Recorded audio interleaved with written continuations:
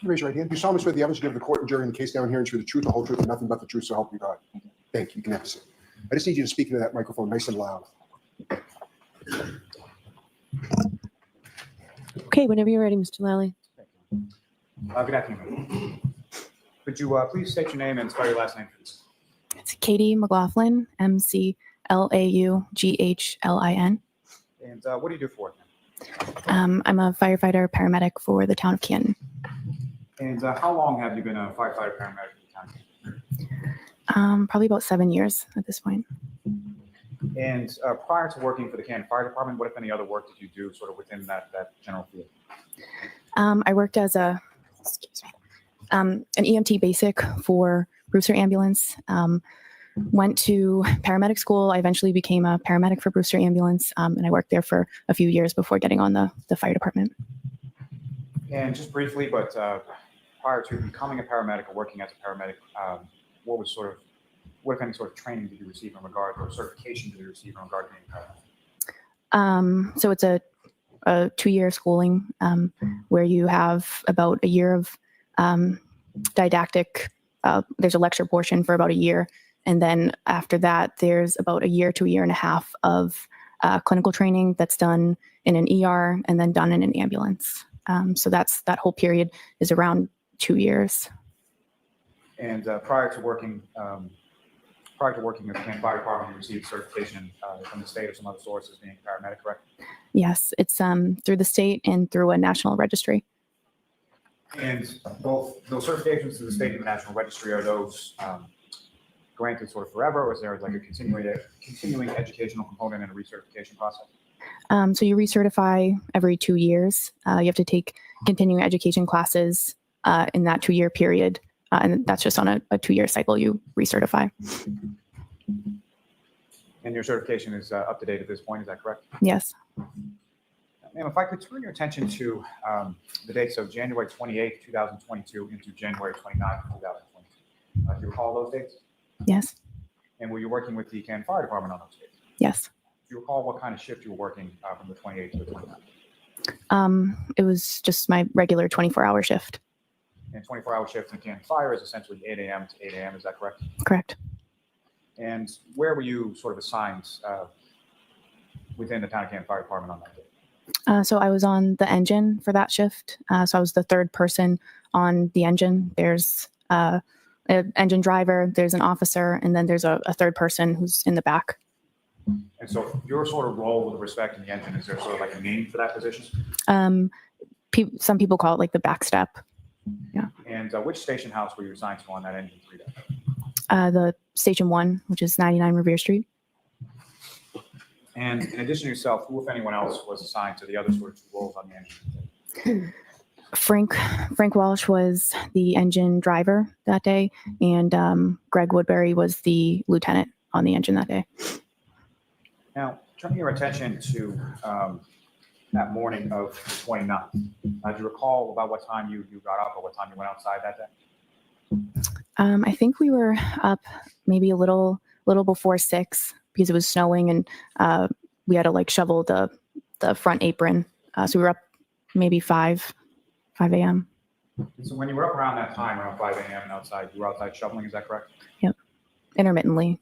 Sorry? Intermittently, yeah. So during the times that you were outside shoveling, what, if anything, did you observe as far as the weather or conditions at that point? It was snowing pretty heavily. It had been snowing. We were shoveling, and it was pretty cold and windy. And if you know, around that time that you initially sort of went out and were shoveling, about how much snow had accumulated at that point? I don't know how much. I mean, enough for us to shovel that front apron, but I don't know how much. Sometime shortly after 6 a.m., were you and other members of your department dispatched to a call? Yes. And where were you dispatched to, and what was that dispatch in regard to? So the call came in as a man down in the snow or a man unresponsive in the snow, and the call was 434 Fairview Road. And about how long was it from the time that you sort of received that dispatch and go sort of on the engine to that residence on Fairview Road? How long? We're on the truck and going within probably within a few minutes at most. And so in addition to yourself and firefighter Walsh and Lieutenant Woodbury, what, if any, other sort of apparatus from your station was dispatched to this call for? The ambulance was dispatched as well, and I believe the command car 5, also was dispatched to the call. And as far as car 5, if you recall, who was in car 5? At the time, Captain Robery. And with respect to the ambulance, if you know who, if anyone, was assigned to the ambulance and went with the ambulance that day? Firefighter Kelly and firefighter Flamati were on that ambulance, and I believe Tim Nuttall was also there. He came in early, and so he jumped on the ambulance as well. And with respect to when you get to Fairview Road, do you recall what sort of order the vehicles were in as far as car 5, the ambulance, and the fire engine? I think car 5 was maybe first, and then the ambulance was in front of us, and then we pulled up behind the ambulance. And so when you sort of arrive on scene, pull up behind the ambulance, other than vehicles from your department, what, if any, other sort of vehicles did you observe or see on scene that day? I noticed there were multiple police vehicles and at least one civilian vehicle. Now, obviously, you're responding to a report of a non-responsive male party, correct? Yes. And when you're sort of first arriving on scene, or just in reference to when you arrived on scene, when was the first time that you were able to see that non-responsive party? So when I got out of the engine, I went right back to the ambulance to get the stretcher because I knew that from wherever they were, they seemed to be kind of in off of the road.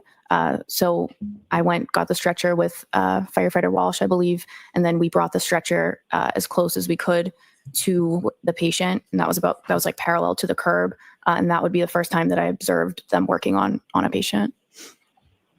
And so if I could just ask you, just with regard to sort of those duties as the backstep person, so what is sort of the duties and responsibilities of the backstep person on the engine to this kind of medical call? So the role of the person in the back of the engine is it kind of is dependent upon what that lead paramedic needs you to do.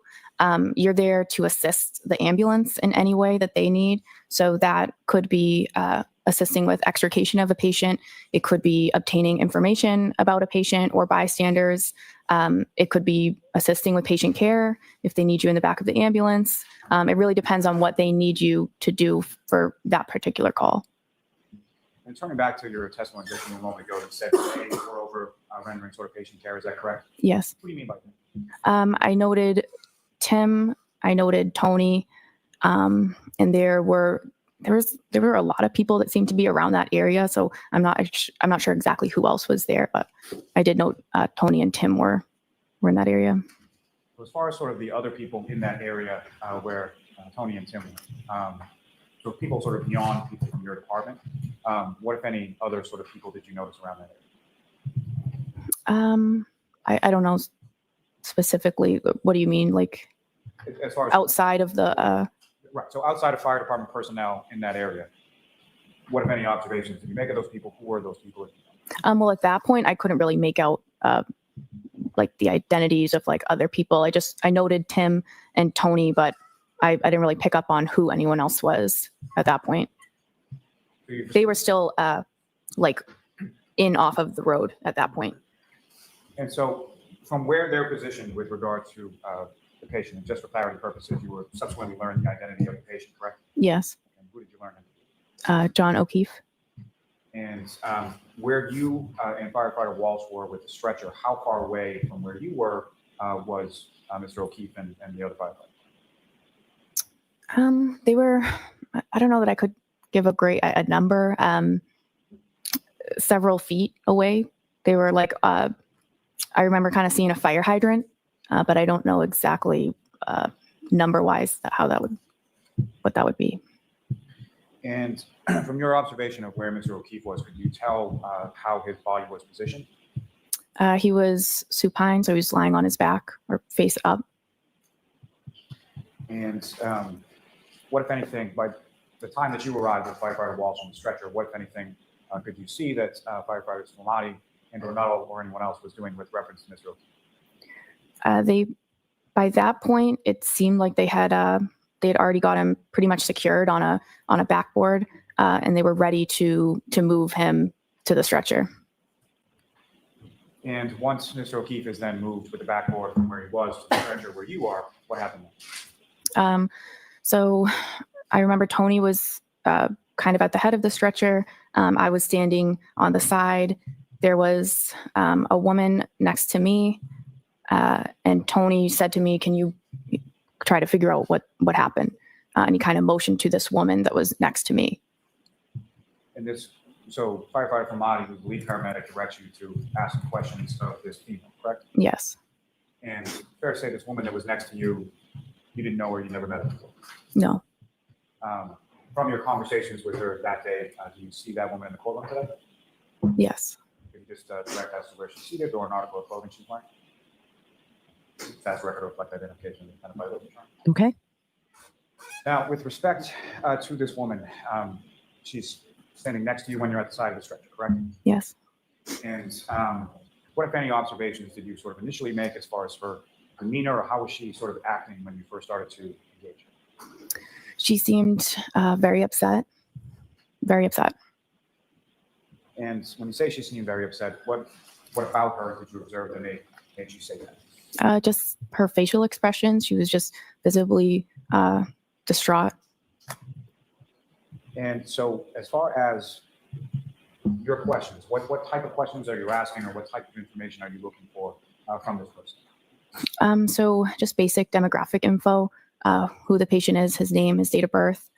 And then as far as any more questioning, you're trying to gather information that would basically help explain how this person ended up in the scenario that they're in. So did he have any medical problems? Does he take any medications daily? Does he have any allergies to medications? I was asking those questions. And as you're asking those questions, what, if anything, is the defendant, Ms. Reed, doing while you're asking those questions? She answered who the patient was, his birthday. I think she answered maybe some of those initial medical questions that I asked. But as I said, she's very distraught. She was kind of moving around the scene a little bit. So I was just kind of following her, and then we came to a stop at one point, and I continued to ask one more question. What was that one more question? So at that point, I asked her if there had been any significant trauma that happened before this. What, if anything, did she say? So she said, "I hit him." She repeated it. There was a woman standing across from her who I believe at that point said, "You're hysterical. You need to calm down. You're hysterical." She repeated, "I hit him." And there was a police officer who was in that vicinity kind of with us who replied, "You what?" She repeated it one more time.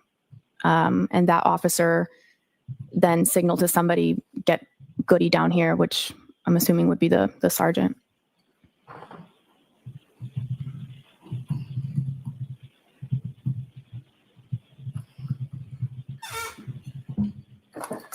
So when you have this conversation, if you recall, you mentioned that the other person who was across from you was that somebody from your department, or an officer, or a civilian, or who was that?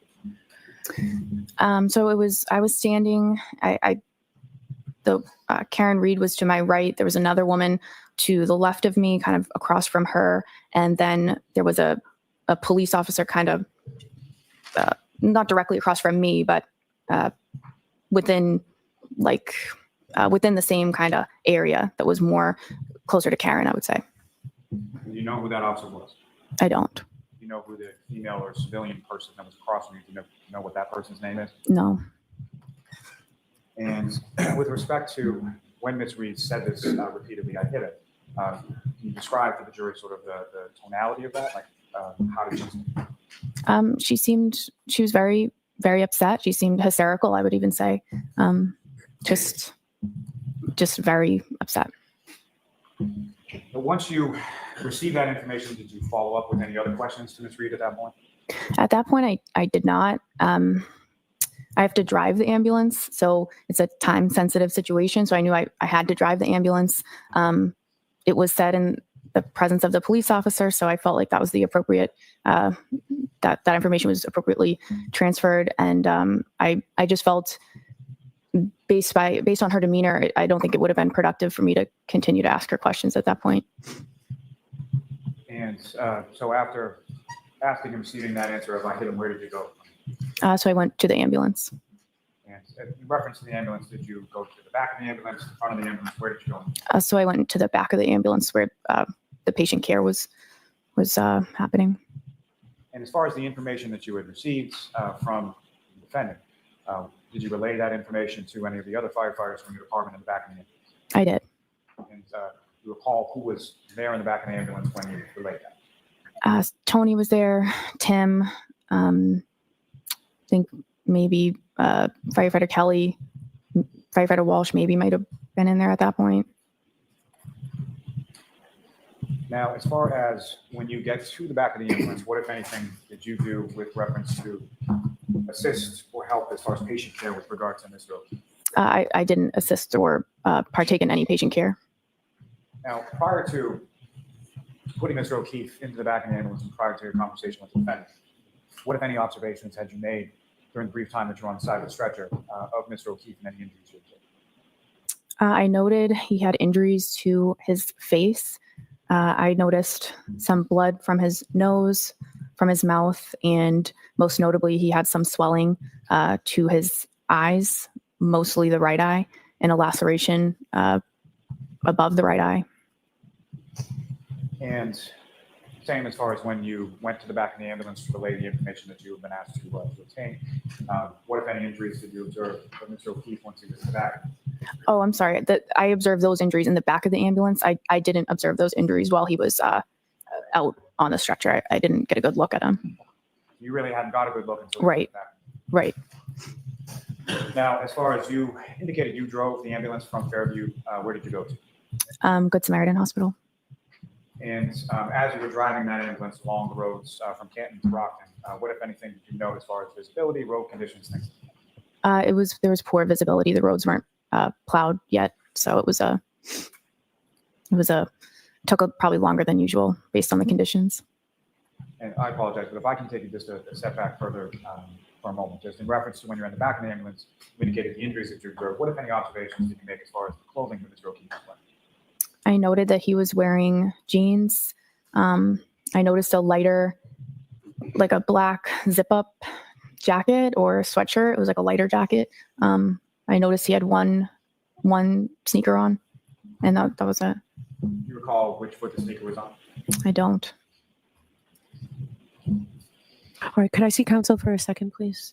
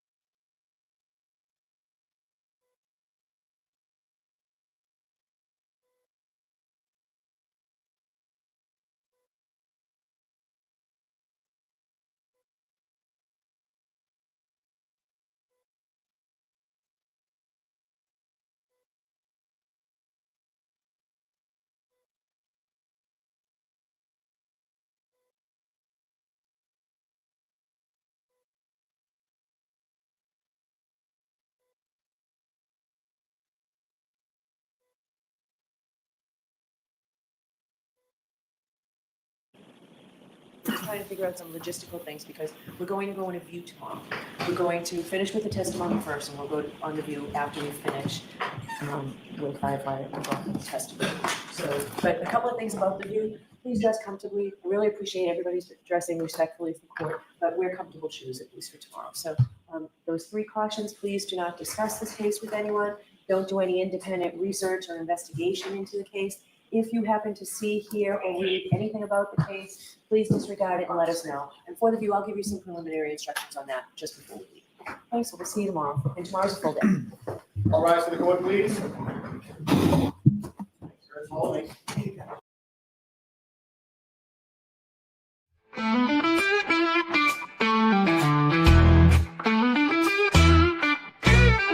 Hey there, thanks for stopping in. We hope you will join us again. We all look forward to next time. We get to talk about true crime. Clues. Justice served in an honest fight. True crime tales till the verdict's right. Solving more than just trivial quests, where sentences rule and the defense rests. Our true crime family is great. All types of topics we debate. Smash that like and ring that bell.